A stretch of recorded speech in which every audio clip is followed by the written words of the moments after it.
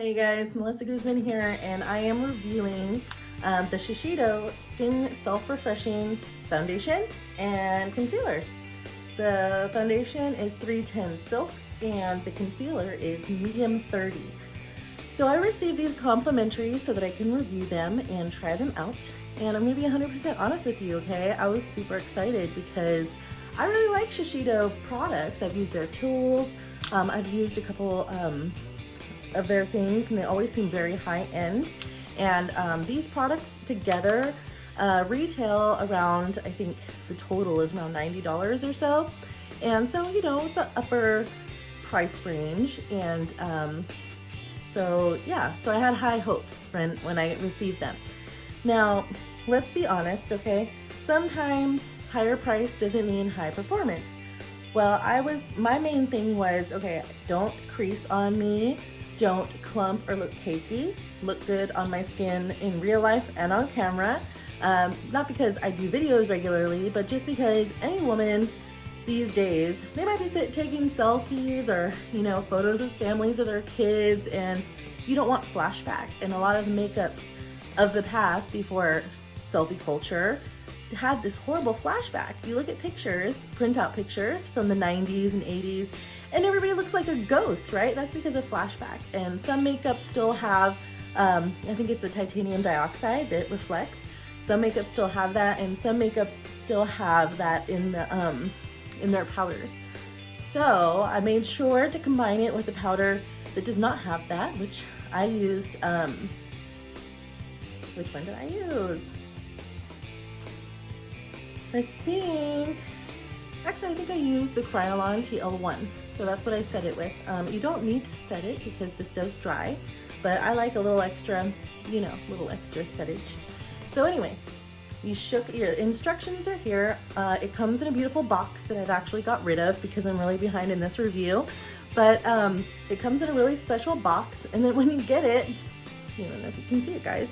And yes, it has been used, so it's not perfect. There was, you see how it says, let's get it, cap turn, not final, rotation. Okay, that confused the heck out of me. And you know, I'm, you know, not totally airhead, but I was like, what? So this cap turns. I didn't get it, right? But you do that so this can go down so you can pump product. If you don't do it, you'll be just pushing, and nothing happens, right? So just noted that packaging was a little weird. It took me a minute. They have a little note, but it just, like I said, it says cap turn, not final. I mean, that's not exactly clear, but that's just my opinion, guys. That's what we're here for. Also, the concealer, obviously these are sample sizes. It's little, and it has the hourglass dispenser top or sponge top, and I don't know, I prefer a doe foot, honestly. This one, I felt like it put a lot on top and a lot on bottom, but then I tend to get more darkness in this area. So if I put it right on that area, then it was kind of heavy, and then I had more product on the bottom than I wanted because it had the hourglass. You see that? So a doe foot is more flat, it's even, so it goes exactly where you want it to be. This one, having the hourglass, is just a little awkward, so that might not be a problem for you, but it's something that I thought was a little, I don't know, I noticed it was not giving me the application that I exactly wanted. As far as performance, so I put it on originally with a brush, and when I did it with the brush, it was very streaky, and I was able to buff it out and have it even appearance. Well, throughout the day, it felt much heavier and it felt more cakey, and I felt like it discolored a little bit. So I was not super thrilled with the performance, but then I was like, okay, I'm gonna try it with a brush and get myself a beauty blender.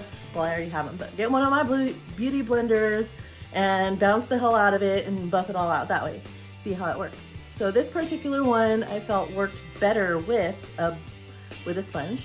So if you're not a sponge kind of gal, then you don't want to do that kind of work, then I totally understand. But for me, the sponge application was much better. Now I have the regular triangle latex sponges, and you know, it did take a lot of bouncing and a lot of pressing in the makeup to get a nice even finish. It took a lot of that blending. Some makeups, you know, just 2 little pats and it's blended to perfection. This one I noticed, and I don't know if it's because the formulation, but it would be uneven if I didn't continue to flatten it out and make it all even, right?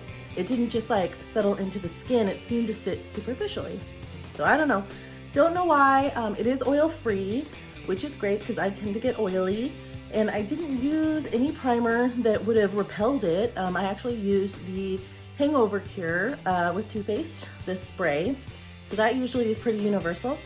If it gave some kind of issue that repelled it, then I mean, maybe that's why it didn't set properly. But yeah, I don't know, that was an issue. So this is supposed to be a self-refreshing throughout the day.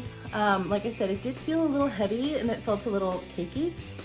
I tried to, you know, do a lighter application, but like I said, when I would go lighter, maybe because this color was a little light on me, because it was from influencer, you know, you answer a bunch of questions to get the sample when they're screening you for doing a review.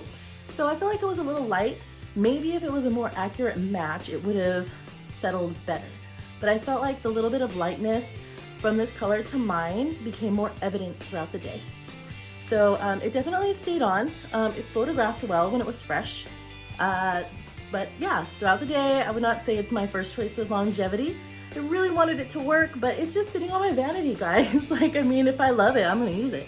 So the SHISEIDO Synchro Skin Self-Refreshing Oil-Free Foundation. It does have SPF 30. Surprising it doesn't have Flashback because it has such a high SPF, but I love that it has a high SPF. The container is super luxurious, glassy, plastic kind of feeling. It's not cheap. And then of course, you know, even with the packaging being weird with the twisting element to get it to work, I like that it's secure so you can close it if you're traveling so that this doesn't accidentally squirt some out if it's in a makeup bag. So that is a good idea. I think that the cap turn not final is not a good verbiage to really get the idea of what the heck you're supposed to do with this thing.